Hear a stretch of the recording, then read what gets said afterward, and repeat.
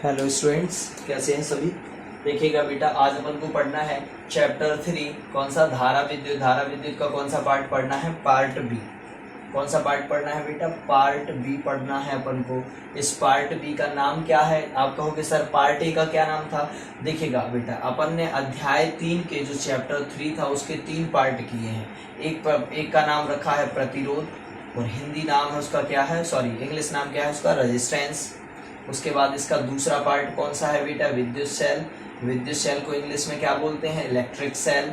तो ये हो गया विद्युत सेल। और इसका अगला पढ़ेंगे अपन पार्ट, उसका नाम रहेगा विभव मापी। क्या होगा बेटा? विभव मापी। पहले ये 3 चैप्टर होते थे, लेकिन अब जो नई वाली फिजिक्स की किताब आई है 2019 और 2020 में, तो उसमें ये तीनों को मिला के एक चैप्टर बना दिया। पहले ये कितने चैप्टर हुआ करते थे? 3। तो इसका नाम है पोटेंशियोमीटर। क्या नाम है इसका? पोटेंशियोमीटर। हिंदी में बोलेंगे विभव मापी। क्या होगा बेटा? विभव मापी। तो अपना ये पार्ट हो गया था, अभी ये वाला रह गया है और ये रह गया। तो अब कौन सा पढ़ना है? विद्युत सेल। लेकिन जैसे ही आपके प्रतिरोध के नोट्स बन जाए बेटा, तो उसके बाद आप 4 पेज खाली छोड़ दीजिएगा। कहने का मतलब 2 पेज छोड़िएगा, और अलट पलट के अगर पेज देखें तो कितने छोड़ना है? 4, नहीं तो केवल 2 पेज। 2 पेज का मतलब 4 ही होते हैं। तो इसके बाद आप छोड़ दीजिए। जब क्लास लगेगी वहां पर आपकी, तब वहां पर आपको कुछ अलग से बताया जाएगा जो वहां पर लिखना होगा। उसके बाद आप कौन सा पार्ट बी डाल दीजिएगा? अध्याय 3 धारा विद्युत का पार्ट बी, उसका नाम क्या रख देना? विद्युत सेल। चलिएगा बेटा, अब आप कहोगे सर विद्युत सेल जब हम पढ़ रहे हैं तो विद्युत सेल में हमें सब कुछ फुल डिटेल में बताया जाएगा। बिल्कुल बेटा, विद्युत सेल में फुल डिटेल में बताया जाएगा। और विद्युत सेल सबसे पहले है क्या, आप ये जानेंगे। तो यहाँ पर आपको 4-5 चीजें जो इसकी टर्म है जो इसमें यूज होगी, पहले हम वो बनाते हैं। बेटा, जो बाजार में आप सेल लेकर आते हो वो सेल ही यहाँ बन रहा है। फर्क इतना है कि अलग अलग प्रकार के सेल होते हैं। अब देखना, सेल के अंदर बेटा एक लिक्विड भरा होता है जो कई रूपों में हो सकता है। गाढ़ा भी हो सकता है, सूखा भी हो सकता है, या गाढ़े फॉर्म में भी रहता है, और कभी कभी बहुत लिक्विड फॉर्म में भी रहता है। वो डिपेंड करता है कि कौन सा सेल। आप कहोगे बाजार से सर हम एवर रेडी का सेल लाते हैं, तो उसमें गाढ़ा भरा होता है। ये वाला जो लिक्विड भरा होता है इसमें वो कैसा होता है? गाढ़ा होता है। गाढ़ा का मतलब होता है कि उसको अगर अपन ले जाएं तो ले जाने में प्रॉब्लम नहीं होगी, मतलब छलकेगा नहीं। क्या नहीं होगा? छलकेगा नहीं। जैसे कि फेविकोल होता है, वो गाढ़ा होता है। जो फेविकोल की शीशी में भरा होता है वो एकदम गाढ़ा, ऐसे इसमें भरा होता है विद्युत अपघट्य। इसका नाम क्या है जो अंदर भरा है? हम उसको बोलते हैं विद्युत अपघट्य। क्या नाम है बेटा उसका? विद्युत अपघट्य। और इंग्लिश मीडियम के बच्चे क्या बोलेंगे इसे? इलेक्ट्रोलाइट। क्या बोलेंगे बेटा? इलेक्ट्रोलाइट या विद्युत अपघट्य। क्योंकि विद्युत अपघट्य जब टूटेगा तो वो रिएक्शन कहलाएगी, वो क्रिया कहलाएगी विद्युत अपघटन, यानी इलेक्ट्रोलिसिस। अभी तो जो अंदर भरा है उसका नाम क्या दे दोगे? क्या नाम दोगे? इलेक्ट्रोलाइट। क्या दोगे बेटा? इलेक्ट्रोलाइट। तो ये इलेक्ट्रोलाइट भरा होता है, विद्युत अपघट्य भरा होता है। आप कहोगे सर ये बनता काहे का है? बेटा, ये का 2 अलग अलग प्रकार के आयनों से मिलकर बना होता है।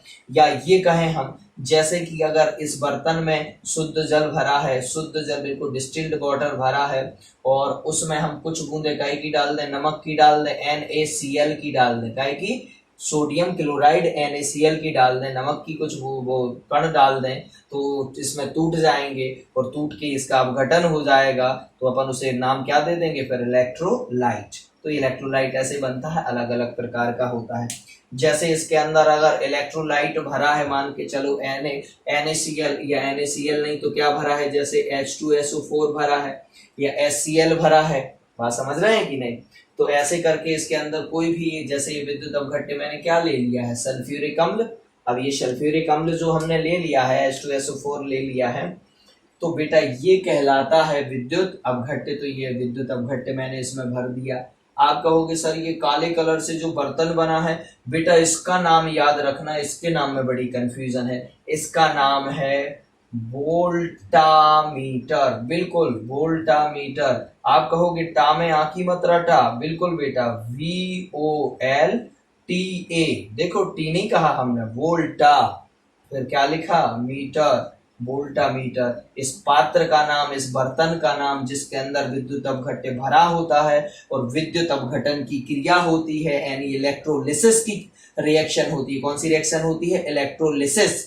तो इस वाले पात्र का नाम पूछा जाता है, कभी कभी ऑब्जेक्टिव में आ जाता है, तो उसे क्या नाम दिया जाता है? वोल्टामीटर। क्या नाम दिया जाता है बेटा?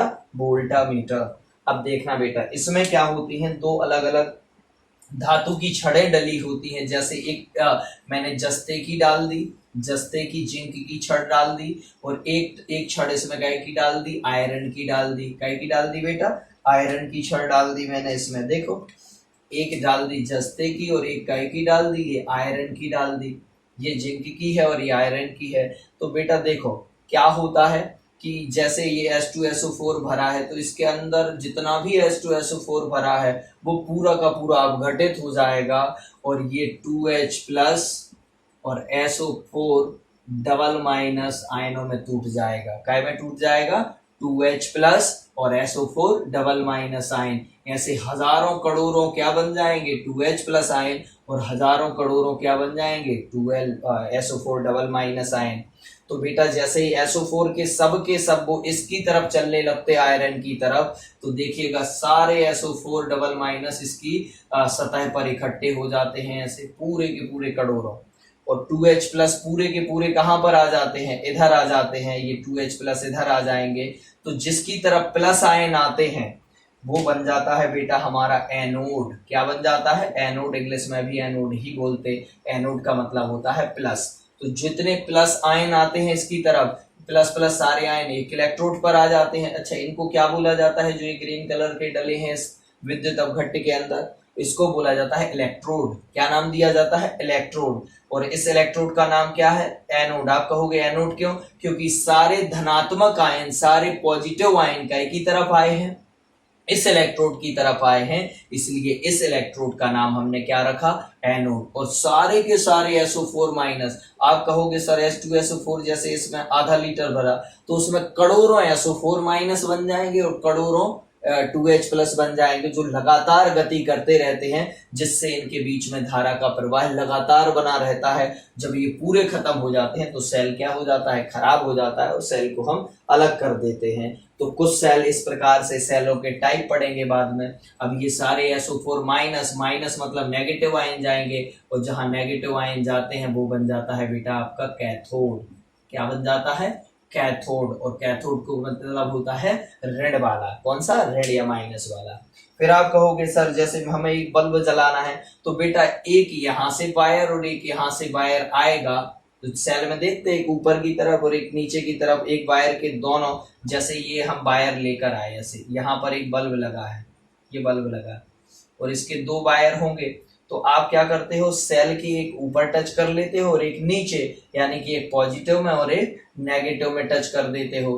तो इसमें क्या होता है? ऐसे यहाँ पर जब हम क्या लगा देंगे बेटा, कोई बाह्य परिपथ में, जैसे यहाँ पर एक बल्ब लगा दिया मैंने, और ऐसे करके जब यहाँ पर धारा बहाएंगे तो इसमें क्या मिलने लगेगी? धारा, जिससे ये बल्ब क्या होने लगेगा? जलने लगेगा। जब इसको हम हटा देंगे तो फिर बल्ब नहीं जलेगा, बनेगा। तो इससे बाह्य परिपथ में हमें क्या मिल जाती है? इसे बाह्य परिपथ बोलते हैं। इसमें हमें क्या मिलने लगती है? धारा मिलने लगती है, करंट सप्लाई होने लगती है, बनेगा। ये जो आउटर सर्किट है इसमें क्या होने लगता है? करंट फ्लो होने लगता है। आप कहोगे कैसे फ्लो होता है? बेटा जैसे ये गति करते हैं तो ध्यान देना, इस वायर में क्या है? इलेक्ट्रॉन, जबकि इसके अंदर क्या है? आयन। आयन इधर गति कर रहे हैं जिससे ये बन गया। और ध्यान रखना सारे के सारे इलेक्ट्रॉन इस माइनस से इस वायर में कहाँ आने लगते? इधर। इसलिए धारा एनोड से कहाँ जाने लगती? कैथोड। और हमेशा धारा के, करंट के विपरीत दिशा में, अपोजिट डायरेक्शन में कौन आते हैं? इलेक्ट्रॉन।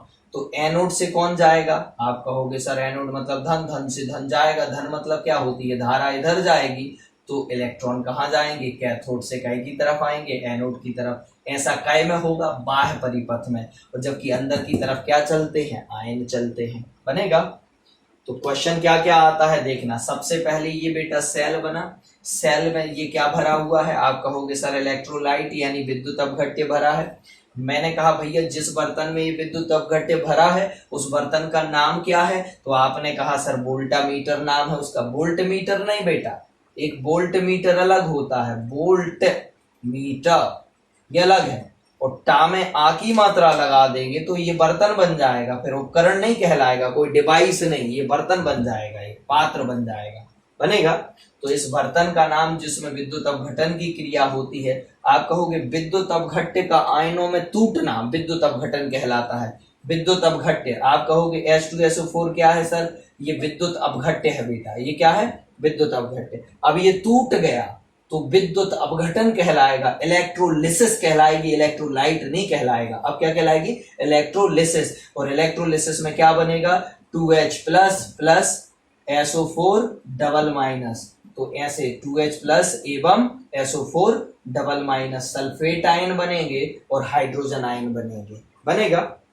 ऐसे ये टूटने की क्रिया क्या कहलाती है? तो इस रिएक्शन का नाम पूछें कि विद्युत अपघटन, विद्युत अपघट्य का टूटना क्या कहलाता है? तो इलेक्ट्रोलाइट नहीं कहलाता, इलेक्ट्रोलिसिस कहलाता है। यानी विद्युत अपघट्य नहीं कहलाता, विद्युत अपघटन कहलाता है, विद्युत अपघटन, बनेगा। तो चलिएगा, इतना हो चुका है बेटा। ये सब चीजें अपन को लिखनी नहीं है, क्वेश्चन ये थोड़ा बता दिया आपको आगे। तो इस वोल्टामीटर की बात आती है बेटा। ऐसे वोल्टामीटर 3 प्रकार के होते हैं, पुराने कोर्स में थे, 2018 तक के कोर्स में आपको थे, शायद अब केमिस्ट्री में मिलते हो पढ़ने। वोल्टामीटर 3 प्रकार के होते हैं। कितने प्रकार के? 3। अच्छा, ये जो बर्तन है ये 3 प्रकार के होते हैं। अपन को पढ़ना था जल वोल्टमीटर, एक होता है ताम्र वोल्टमीटर, और एक होता है आपका वोल्टामीटर, और एक होता है आपका रजत वोल्टामीटर। रजत का मतलब होता है सिल्वर वोल्टामीटर, ताम्र का मतलब होता है कापर वोल्टमीटर, और एक होता है आपका जल यानी वाटर वोल्टामीटर। तो ऐसे करके ये 3 होते हैं। तो थोड़ा सा इसके बारे में केवल इतना लिख लेंगे कि वोल्टामीटर क्या है। तो वोल्टामीटर एक ऐसा बर्तन या पात्र है, एक ऐसा बर्तन या पात्र है जिसके अंदर कई की क्रिया होती है। कौन सी रिएक्शन होती है? आप कहोगे सर इलेक्ट्रोलिसिस रिएक्शन होती है, यानी विद्युत अपघटन की क्रिया होती है। और वोल्टामीटर मुख्य रूप से कितने प्रकार के होते हैं? 3। पहला जल वोल्टमीटर, दूसरा रजत वोल्टमीटर, तीसरा ताम्र वोल्टमीटर। एक हो जाएगा आपका वाटर वोल्टामीटर, एक हो जाएगा आपका सिल्वर वोल्टामीटर, और एक हो जाएगा आपका कापर वोल्टामीटर। तो ऐसे करके 3 वोल्टामीटर हो जाएंगे। फिर अगली क्वेश्चन को अपन लिखेंगे कि सेल क्या है, फिर पढ़ेंगे आगे सेल पे, बनेगा। चलिए,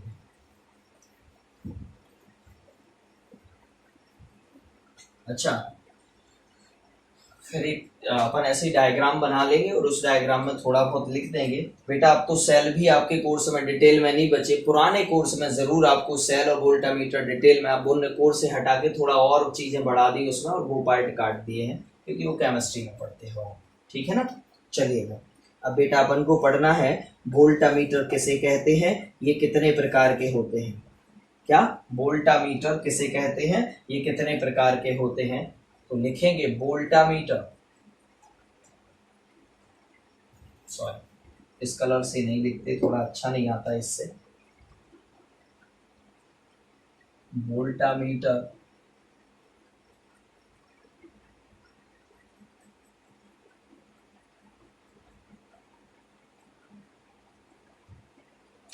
वोल्टामीटर, तो वोल्टामीटर एक ऐसा पात्र है, वोल्टामीटर एक ऐसा पात्र, पात्र को क्या बोला जाता है? बर्तन। बर्तन तो सभी जानते हैं, घरों में बर्तन। तो वोल्टामीटर एक ऐसा पात्र या बर्तन है जिसके अंदर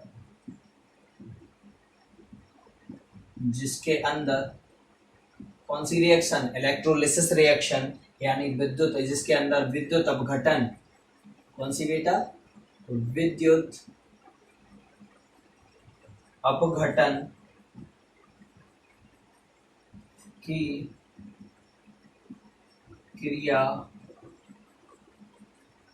करवाई जाती है। कौन सी क्रिया करवाई जाती है? कौन सी रिएक्शन? इलेक्ट्रोलिसिस रिएक्शन करवाई जाती है। बेटा इसको छोड़कर थोड़ा एक दूसरे टॉपिक पर आते हैं जो पुराना हो गया है। किरचॉफ लॉ में मैंने ये कहा था कि ये धारा बहती थी बेटा, और यहाँ काय में बहती थी, इधर प्रतिरोध लगा होता था।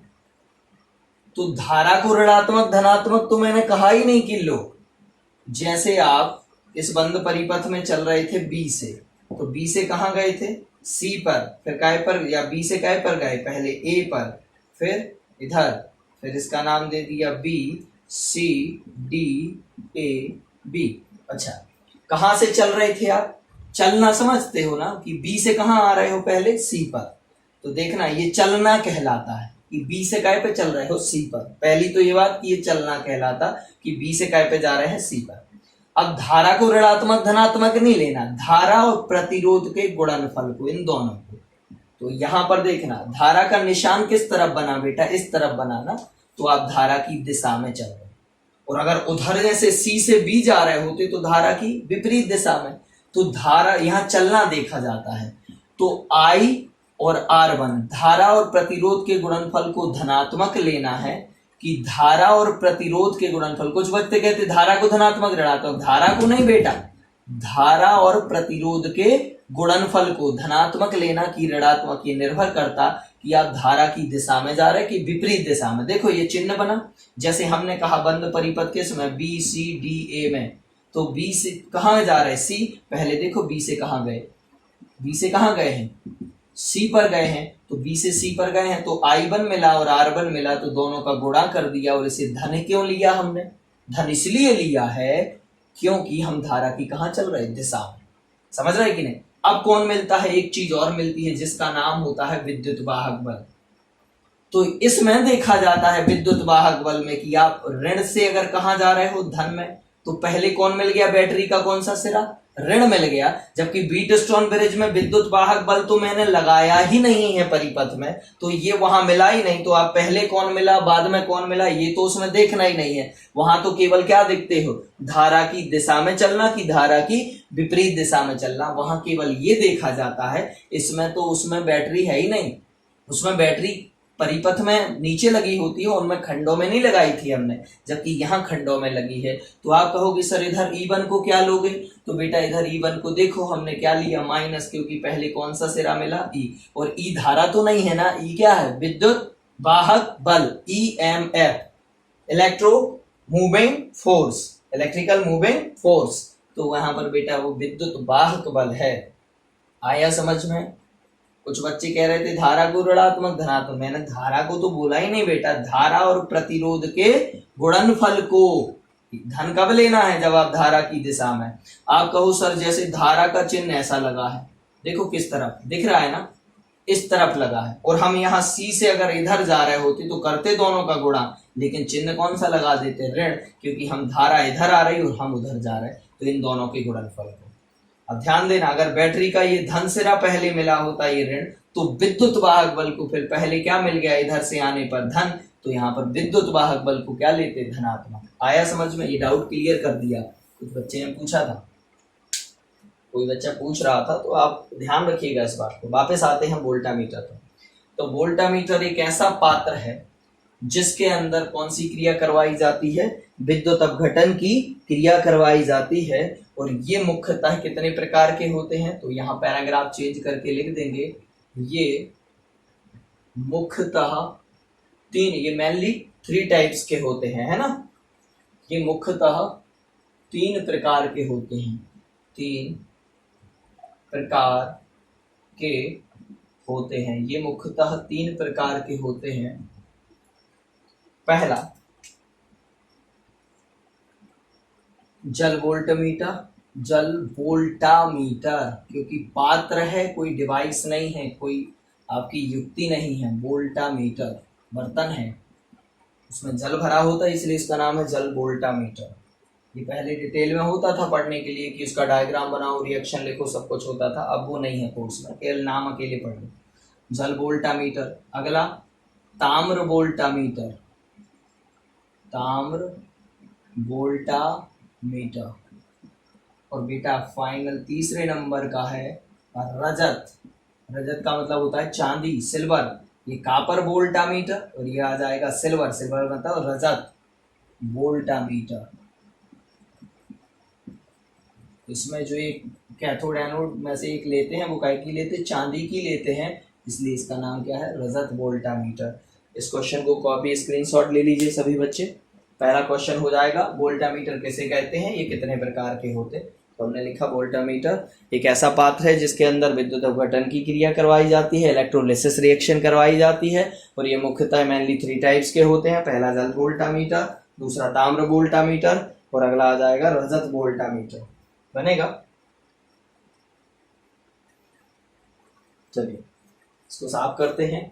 अगला क्वेश्चन देखिएगा, विद्युत शेल किसे कहते हैं और ये कितने प्रकार के होते हैं। अब आते हैं विद्युत शेल पर, है ना।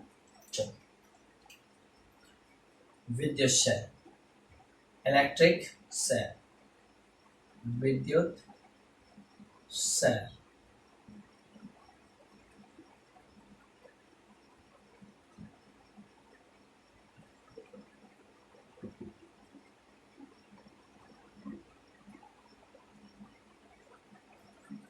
विद्युत शेल, बेटा विद्युत शेल एक ऐसी युक्ति है, विद्युत शेल एक ऐसी युक्ति है जो रासायनिक क्रिया के द्वारा, जो अपने अंदर कौन सी क्रिया करवाती है, जो अपने अंदर हुई रासायनिक क्रिया के द्वारा ही बाह्य परिपथ में यानी आउटर सर्किट में लगातार धारा का प्रवाह या लगातार करंट फ्लो बनाए रखती है।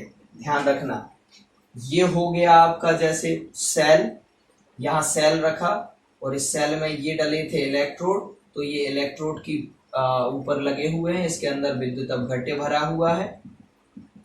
ध्यान रखना, ये ये आप कहोगे सर ये पूरे नहीं डूबे रहते क्या, बेटा जितना भाग इसका डूबा रहता है इसके अंदर वो कहलाता है इमर्जिंग पार्ट। कौन सा कहलाता है, इमर्जिंग पार्ट कहलाता है, IMMERSING, इमर्जिंग पार्ट कहलाता है, इमर्जिंग पार्ट होता है। और जो डूबा नहीं रहता है उससे प्रतिरोध बढ़ जाता है, उससे दिक्कत आती है, इसलिए चाहते हैं ज्यादा से ज्यादा डूबा रहे। अब इसमें देखना, ये से ये सेल पैक हो गया और इसके अंदर ये 2 इलेक्ट्रोड निकले हुए हैं। अब मैं जैसे मेरे को कुछ जलाना है बाहर, उससे कुछ चलाना है, फैन चलाना, पंखी चलानी है, कोई बल्ब जलाना है, तो इससे बाह्य परिपथ बना लेते, इसको आउटर सर्किट या बाह्य परिपथ कहते हैं। क्या कहते हैं, बाह्य परिपथ। और इस बाह्य परिपथ में लगातार धारा बहती रहे तो ये कैसे होता है, तो समझिएगा। विद्युत सेल एक ऐसी इलेक्ट्रॉनिक युक्ति है, विद्युत सेल एक ऐसी इलेक्ट्रॉनिक डिवाइस है, विद्युत सेल, इलेक्ट्रिक सेल एक ऐसी इलेक्ट्रिक सेल या विद्युत सेल एक ऐसी इलेक्ट्रॉनिक युक्ति है जो अपने अंदर हुई रासायनिक क्रिया यानी आयनों में टूटना, है ना, इलेक्ट्रोलिसिस रिएक्शन को रासायनिक क्रिया बोलते हैं, केमिकल रिएक्शन हो रही है, तो अपने अंदर हुई रासायनिक क्रिया के द्वारा बाह्य परिपथ यानी इसमें लगातार क्या पहुंचाती रहती है, लगातार धारा का प्रवाह बनाई रखती है, तो इसको नाम दिया गया विद्युत शेल। तो आप इसकी डेफिनेशन लिख देंगे कि विद्युत शेल एक ऐसी युक्ति है, क्या लिखेंगे, विद्युत शेल एक ऐसी युक्ति है, युक्ति का मतलब होता है डिवाइस, एक ऐसी युक्ति है जो अपने अंदर हुई रासायनिक, जो अपने अंदर हुई रासायनिक क्रिया के द्वारा, जो अपने अंदर हुई रासायनिक क्रिया के द्वारा, कहाँ बेटा, बाह्य परिपथ में लगातार, बाह्य परिपथ में लगातार रासायनिक क्रिया होगी तभी तो क्या धारा दे पाएगा, नहीं तो करंट लाएगा कहाँ से। तो विद्युत शेल एक ऐसी युक्ति है जो अपने अंदर हुई रासायनिक क्रिया के द्वारा बाह्य परिपथ में लगातार धारा प्रवाह, करंट फ्लो, धारा प्रवाह बनाए रखती है। विद्युत शेल एक ऐसी युक्ति है जो अपने अंदर हुई रासायनिक क्रिया के द्वारा ही बाह्य परिपथ में लगातार धारा प्रवाह बनाए रखती है, ये हो जाएगी इस विद्युत शेल की डेफिनेशन। और ये मुख्यतः 2 प्रकार के होते हैं, ऐसी डेफिनेशन लिखना, फिर पैराग्राफ चेंज करके लिखना। ये मुख्यतः मेनली 2 टाइप के होते हैं, मुख्यतः 2 प्रकार के होते हैं, 2 प्रकार के होते हैं। ये मुख्यतः दो प्रकार के होते हैं। पहला आ जाएगा प्राइमरी सेल और दूसरा आ जाएगा सेकेंडरी सेल। प्राइमरी का मतलब होता है प्राथमिक सेल, फिर इनको हम बताते हैं अच्छे से कि ये होते क्या है ना। प्राथमिक सेल, इसको प्राइमरी सेल बोलते हैं, और दूसरा होता है आपका कौन सा बेटा, सेकेंडरी सेल, यानी कि आपके होते हैं द्वितीयक सेल। कौन से होते हैं, द्वितीयक सेल। तो डेफिनेशन आई समझ में। विद्युत सेल एक ऐसी इलेक्ट्रॉनिक युक्ति है या ऐसी युक्ति है जो अपने अंदर हुई कौन सी क्रिया के कारण, रासायनिक क्रिया के कारण बाह्य परिपथ में लगातार धारा प्रवाह बनाए रखती है, मतलब धारा पहुंचाती रहती है, लगातार करंट फ्लो बनाए रखती है।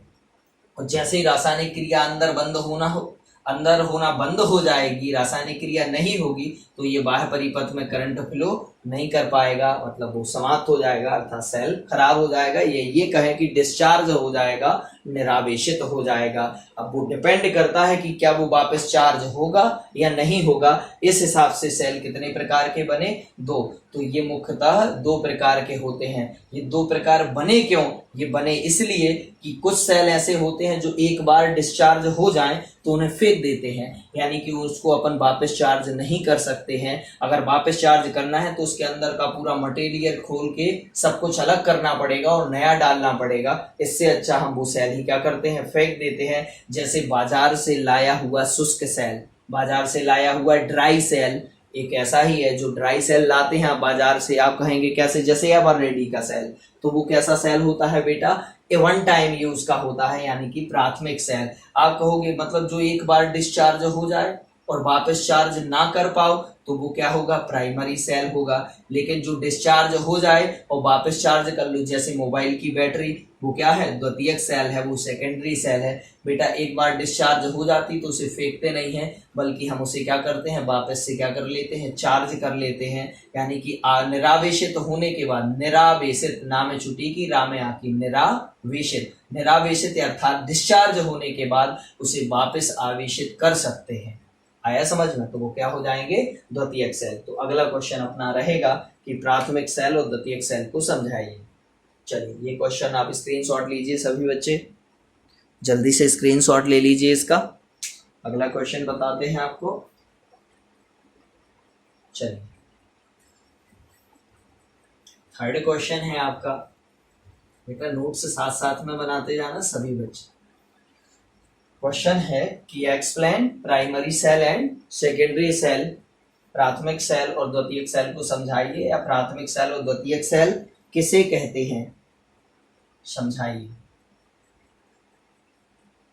प्राथमिक सेल एवं द्वितीयक cell.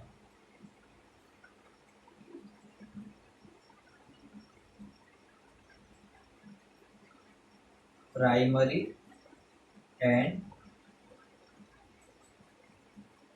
Secondary cell, primary and secondary cell क्या होते हैं या किसे कहते हैं, समझाइए।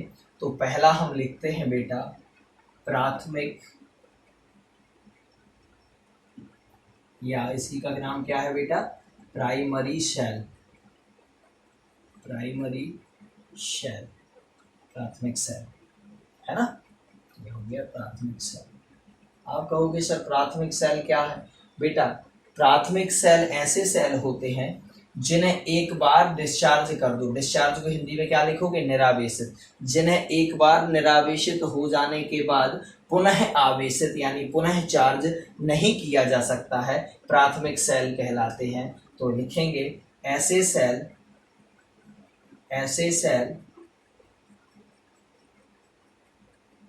जिनके एक बार निरावेशित, निरावेशित को हिंदी में क्या बोलोगे बेटा, जिनके एक बार निरावेशित, जिनके एक बार निरावेशित, अच्छे से लिख देते हैं, जिनके एक बार निरावेशित हो जाने के बाद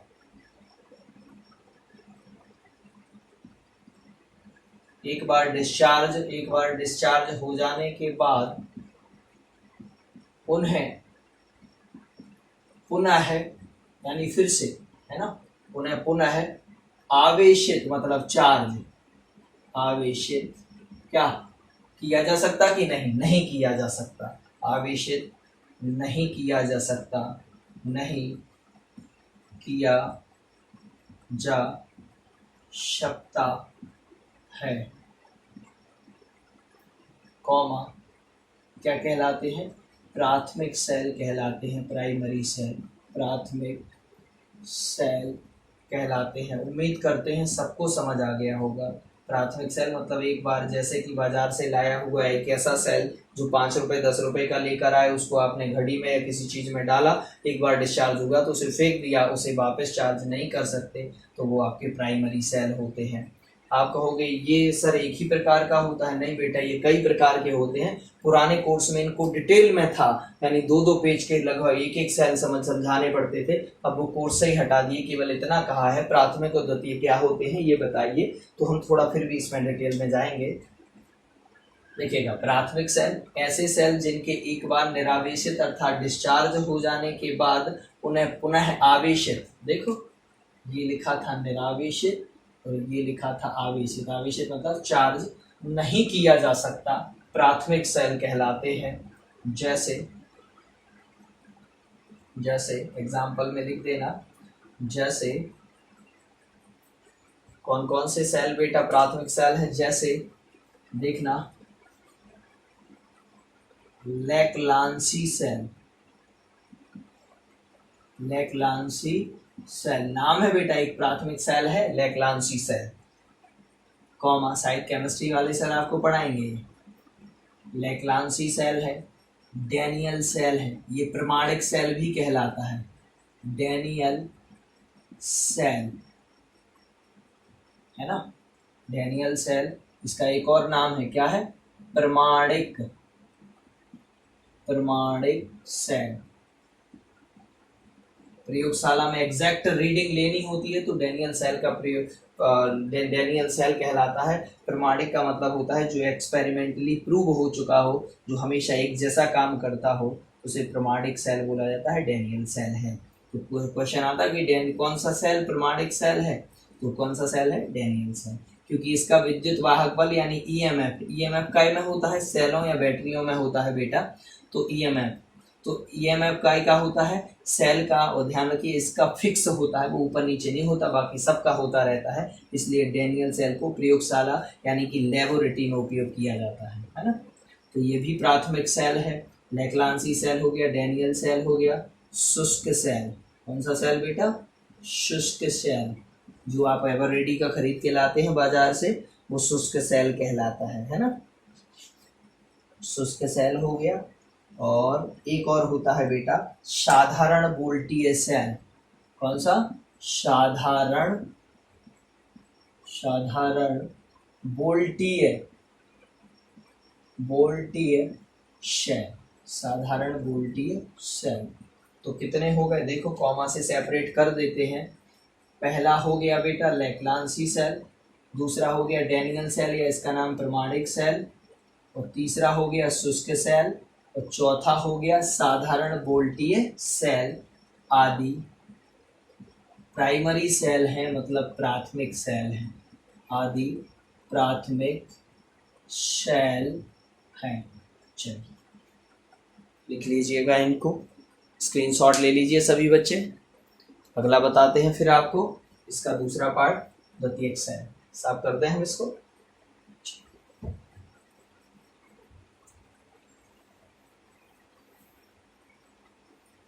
उसकी डेफिनेशन तो सबके मन में आ गई होगी कि सेकेंडरी सेल वे सेल है सर जिन्हें एक बार निरावेशित यानी कि डिस्चार्ज होने के बाद पुनः आवेशित क्या किया जा सकता है। वहां लिखा था नहीं किया जा सकता, यहाँ क्या लिख दोगे, किया जा सकता है, वो द्वितीयक सेल कहलाते हैं। तो अगला लिख दोगे यहाँ पर द्वितीयक सेल,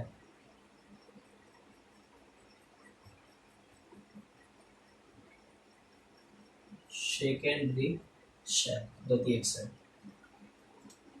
क्या लिखोगे, ऐसे सेल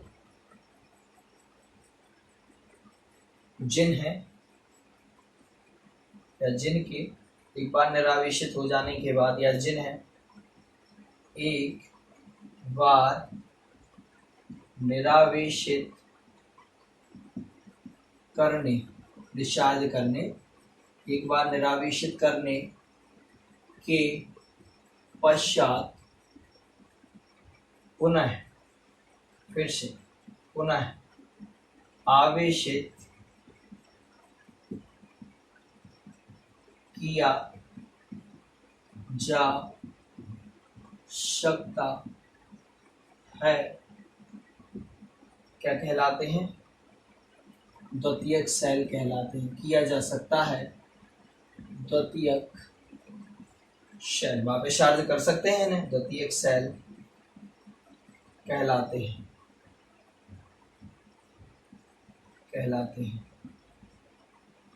ध्यान देना। इनके भी एग्जाम्पल हैं। इनके एग्जाम्पल में क्या लिख दोगे बेटा? जैसे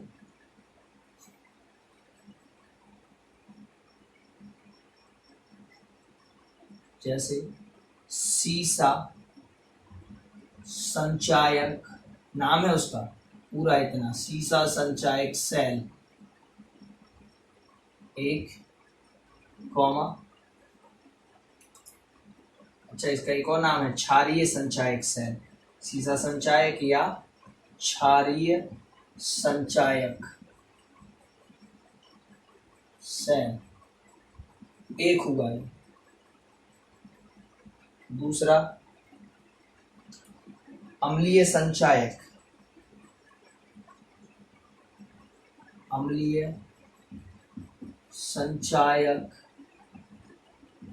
सेल, या इसका एक और नाम है नीफे सेल, NIFE,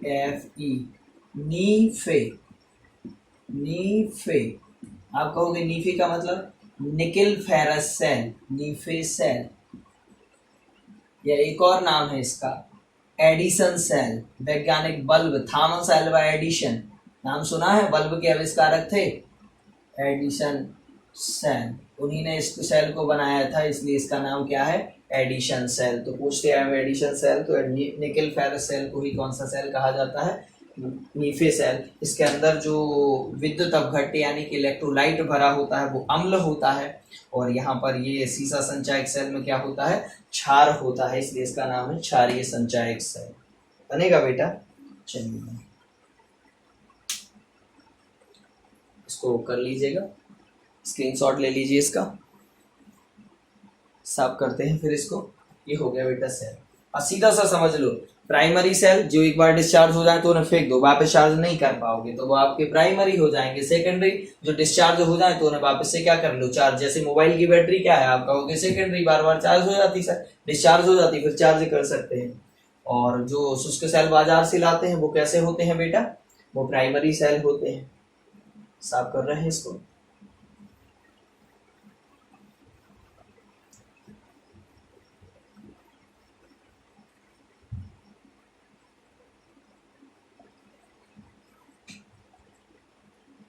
चलिए अगला क्वेश्चन लिखना है बेटा, क्या सुनिए पहले। कुछ सेलों के नाम लिखना है और उनकी ताकत को बोला जाता है विद्युत वाहक बल। क्या बोला जाता है बेटा? विद्युत वाहक बल, EMF। क्या बोला जाता है? EMF। ध्यान रखिएगा, EMF इंग्लिश में बोलते हैं और हिंदी में बोलते हैं बेटा क्या? विद्युत वाहक बल। क्या ये समझ में आया? चलिए EMF बता देते हैं आपको।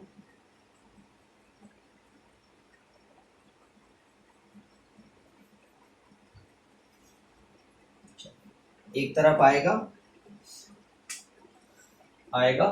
क्वेश्चन आएगा कि कुछ प्राथमिक और द्वितीयक सेलों के नाम लिखिए और उनमें यूज होने वाला विद्युत अपघट्य यानी इलेक्ट्रोलाइट का नाम लिखिएगा, और उनमें एनोड काय का बना है, कैथोड काय का बना है, और विद्युत वाहक बल कितना होता है। तो ये क्वेश्चन देखिएगा बेटा। सबसे पहले यहाँ पर आएगा सेल का नाम,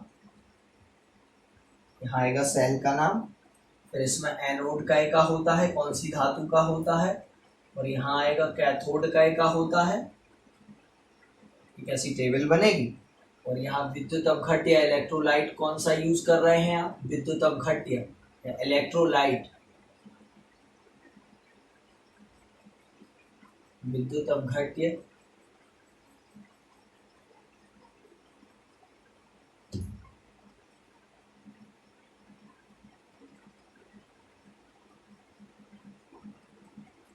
और उसके बाद आता है बेटा इसकी विद्युत वाहक बल, यानी इसकी ताकत कितनी है, विद्युत वाहक बल।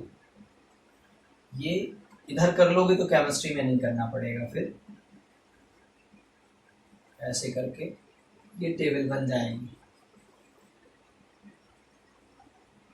इधर लिख दोगे चलेगा। ये ऐसी टेबल बना लीजिएगा सभी बच्चे। तो सबसे पहले देखिएगा बेटा, यहाँ सेल का नाम लिखेंगे। सबसे पहले सेल का नाम आएगा जैसे साधारण वोल्टीय सेल, साधारण, पूरा लिखना आप, साधारण वोल्टीय सेल, साधारण वोल्टीय सेल। बेटा जो इसमें एनोड होता है वो काय का होता है, तांबे का। अच्छी शानदार इसकी पीडीएफ भेज देंगे आपको, याद कर लेनी, ये टेबल याद करने वाली है। तांबे का और जस्ते का क्या होता है, कैथोड होता है।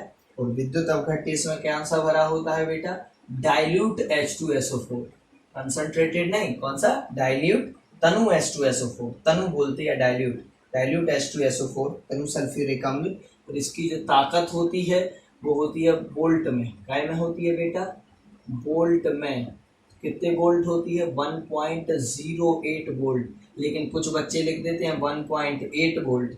गधे, यहाँ 8 नहीं लिखना है, आप लोग समझिए, यहाँ पर बहुत सारे बच्चे करते हैं, 1.08 लिखना है, 08, बात समझ रहे हैं कि नहीं, 1.08 वोल्ट इतना होता है। वो भी बना दिया मैंने, ये पहला सेल हो जाएगा। ऐसे ही दूसरा सेल लिखोगे, दूसरे सेल का नाम लिखोगे लेक्लांसी सेल, कौन सा बेटा, लेक्लांसी शेल,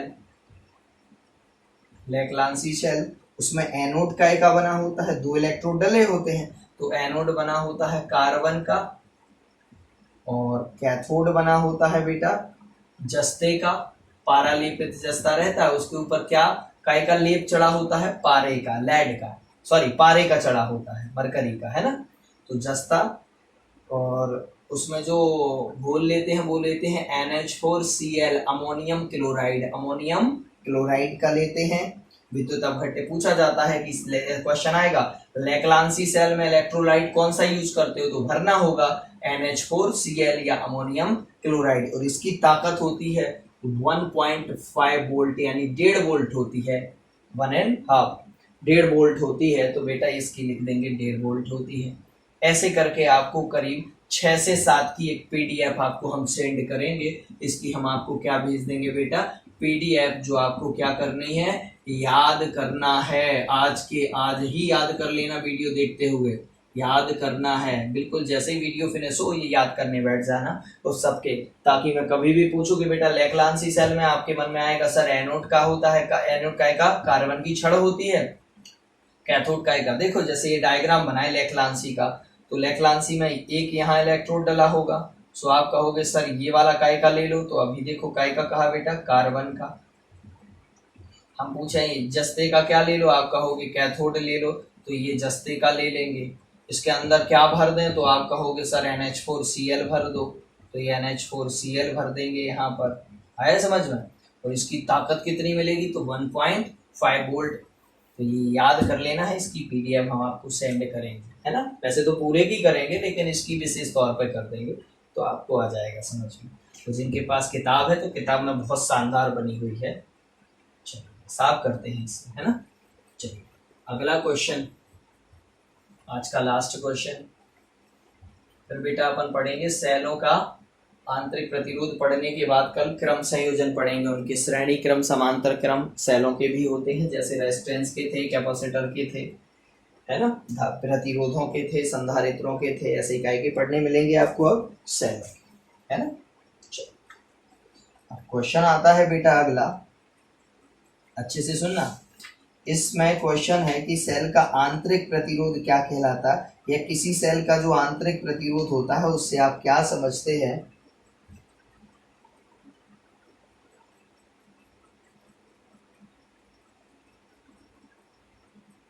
देखिएगा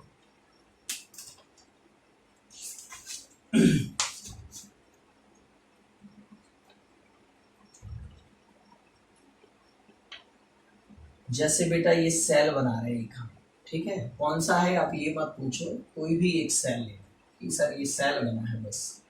अब बेटा इसके अंदर देखना, इनके अंदर सेलों का प्रतिरोध नहीं होता है, तार का होता है। तार होते हैं जो वायर होते हैं मेटल के, धातु तार होते हैं जो मेटल वायर होते हैं, धातु तार। धातु तार में जो टर्म यूज होती है कि ये धातु तार के अंदर अगर धारा नहीं बह पा रही तो अपन कहें कौन रोकता है इसे बहने से, तो आप एक वर्ड में जवाब देते हैं सर रेजिस्टेंस, प्रतिरोध। हम कहेंगे इसके कारण क्या होता है, आप कहोगे सर करंट लॉस होता है, धारा का नुकसान होता है। हम कहेंगे नुकसान होके कहाँ जाती है, आप कहोगे सर तार के गर्म होने में खर्च हो जाती है ऊर्जा, तार गर्म हो जाता है, कभी ज्यादा गर्म हो जाए तो पिघल जाता है। बिल्कुल, यानी कि धातु तारों का क्या होता है बेटा, रेजिस्टेंस होता है। क्या होता है, रेजिस्टेंस। आया समझ में, धातु तारों का क्या होता है, रेजिस्टेंस होता है।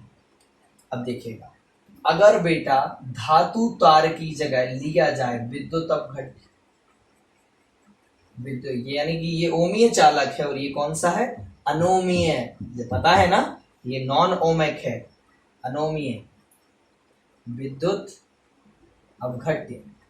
इंग्लिश में क्या बोलते हैं इसे, इलेक्ट्रोलाइट, इलेक्ट्रोलाइट।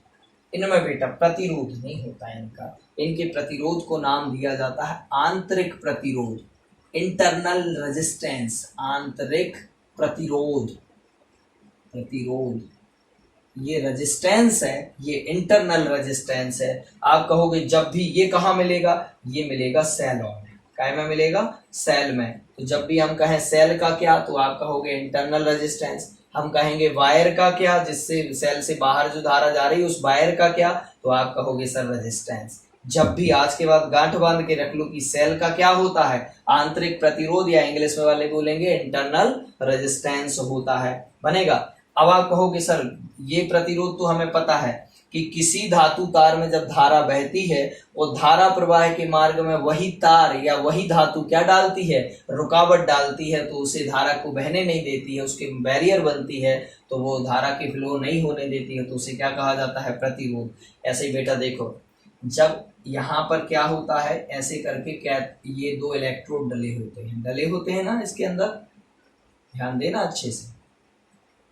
और इसके अंदर क्या भर दें, जैसे ही हम विद्युत अपघट्य भरते हैं बेटा, तो वो क्या हो जाता है, अपघटित हो जाता है। आप कहोगे बिल्कुल अपघटित हो जाता है, देखो ये अंदर का अपघटित हो जाएगा। और जितने भी ऐसे प्लस आयन बनेंगे बेटा, और जैसे यहाँ पर 2H प्लस या प्लस आयन बने और SO4 कौन से बने, डबल माइनस, तो बेटा ये क्या करते हैं, करोड़ों बनेंगे ऐसे सल्फेट आयन, और ऐसे हाइड्रोजन आयन भी करोड़ों बनेंगे। ये कहाँ जाएंगे, ये SO4 माइनस जाएंगे इसकी तरफ, और 2H प्लस कहाँ आएंगे, इधर आएंगे। 2H प्लस जितने भी होंगे सबके सब इधर आएंगे, SO4 डबल माइनस जितने होंगे वो इधर जाएंगे। तो बेटा जब आयन बहते हैं तो काय में बहते हैं, आप कहोगे इसी तरल के अंदर, इसी लिक्विड में, इसी लिक्विड से होते हुए ऐसे होते हुए इधर आते हैं। तो बेटा यही लिक्विड यानी विद्युत अपघट्य जब स्वयं ही, कौन, विद्युत अपघट्य जो इसमें भरा हुआ है, इलेक्ट्रोलाइट स्वयं ही, खुद ही, जो इलेक्ट्रोलाइट खुद ही इनके बहने में क्या बनता है, रुकावट बनता है, आयनों को जाने नहीं देता, तो उसे कहते हैं क्या, आंतरिक प्रतिरोध या इंटरनल रेजिस्टेंस। तो बोलेंगे जब विद्युत अपघट्य के द्वारा वो पूछा जाता है कि इंटरनल रेजिस्टेंस किसे कहते हैं, आंतरिक प्रतिरोध कैसे कहते हैं, तो अपन लिखेंगे सेल में भरे विद्युत अपघट्य के द्वारा, या सेल के अंदर जो विद्युत अपघट्य है वह स्वयं ही धारा प्रवाह के यानी आयनों के प्रवाह में, आयनों के फ्लो में क्या बनता है, बाधक बनता है, उनको बहने नहीं देता है, तो उसे सेल का क्या कहते हैं, आंतरिक प्रतिरोध कहते हैं। और सेल का आंतरिक प्रतिरोध है वो सेल के साथ हमेशा श्रेणी क्रम में जुड़ा होता है। क्वेश्चन आता है कि सेल का आंतरिक प्रतिरोध सेल के साथ हमेशा, जैसे आप कहोगे सर यहाँ पर जैसे आगे चल के बेटा आपको सेल या बैटरी ऐसी बनानी होगी सर्किट के अंदर, तो ये आपने बैटरी बना दी, यहाँ कौन सा चार्ज बना दिया, प्लस, और इधर कौन सा बना दिया, माइनस।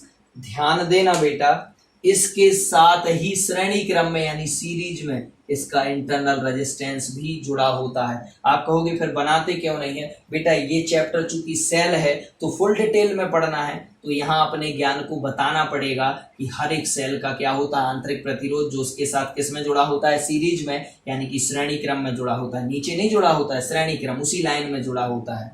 तो क्वेश्चन आता है कि सेल का जो आंतरिक प्रतिरोध है वह सेल के साथ कैसा जुड़ा होता है? तो श्रेणी क्रम में जुड़ा होता है। देखो उसके साथ ही आप कहोगे सर कभी मैंने बैटरी ऐसे अकेली बना दी तो क्या गलत है? बिल्कुल बेटा ये गलत तो है, लेकिन फिर भी अपन इसको सही मान के करते हैं और बैटरी हमेशा ऐसे ही जोड़ देते हैं। अपन ये नहीं ज्ञान बताते फिरते हर जगह कि भैया आपने इसका क्या नहीं बनाया है इंटरनल रेजिस्टेंस, जबकि इंटरनल रेजिस्टेंस नहीं बनाओगे तो गलत हो जाएगा। लेकिन क्या होता है कि चूंकि अब चलन में आ गया है ऐसा कि अपन जब बैटरी को बनाते हैं तो वो इतना ही बना के छोड़ देते हैं, नहीं तो हर एक बैटरी का आंतरिक प्रतिरोध उसके साथ कैसे जुड़ा होता है? सीरीज में जरूर जुड़ा होता है। ये बना सेल का ओरिजिनल डायग्राम, यानी कि सेल जब परिपथ में जोड़ा जाएगा तो ऐसे जोड़ा जाएगा कि ये सेल है और ये उसका आंतरिक प्रतिरोध। आप कहोगे आंतरिक प्रतिरोध के बिना सेल नहीं होगा, नहीं, कोई भी सेल अभी तक ऐसा नहीं बना है जिसका आंतरिक प्रतिरोध ना हो। आंतरिक प्रतिरोध होगा ही 100% बनेगा। तो ऐसे ये सेल, जब अपन को इस अध्याय में इस वाले चैप्टर में बस हमें पूरा ज्ञान बताना होगा कि ये सेल और ये उसका इंटरनल रेजिस्टेंस, बाकी के चैप्टर में अपन केवल ऐसा बना दिया करेंगे, चलेगा, लेकिन ओरिजिनल यही है। चलिए, तो क्वेश्चन आएगा कि सेल का आंतरिक प्रतिरोध किसे कहते हैं? तो ये हम आपको बताए देते हैं कि किसी सेल का आंतरिक प्रतिरोध सेल के अंदर ही भरे, क्या किसी सेल का आंतरिक प्रतिरोध सेल के अंदर भरे विद्युत अपघट्य के द्वारा, सेल के अंदर भरे विद्युत अपघट्य के द्वारा जो धारा के बहने में रुकावट उत्पन्न की जा रही है या आयनों के बहने में जो रुकावट उत्पन्न की जाती है उसे ही सेल का क्या कहते हैं? आंतरिक प्रतिरोध कहते हैं। तो किसी सेल के का आंतरिक प्रतिरोध विद्युत अपघट्य के द्वारा, विद्युत अपघट्य मतलब इलेक्ट्रोलाइट जो ये भरा हुआ है इसके द्वारा ही स्वयं किसको बहने से रोका जा रहा है? आयनों को, फ्लो को रोका जा रहा है। आयनों को बहना मतलब धारा के बहने को रोका जा रहा है, जिसे सेल का क्या कहते हैं? आंतरिक प्रतिरोध कहते हैं। और सेल का आंतरिक प्रतिरोध उसके साथ कैसा जुड़ा होता है? श्रेणी क्रम या सीरीज में जुड़ा होता है। इतना लिख देंगे, फिर पैराग्राफ करेंगे चेंज।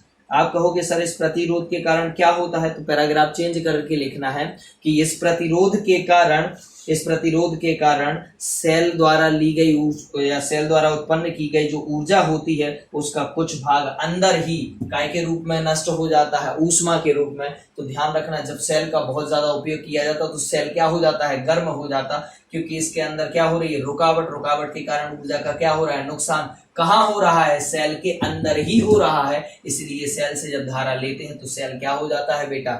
गर्म हो जाता है। उसका रीजन आया समझ में?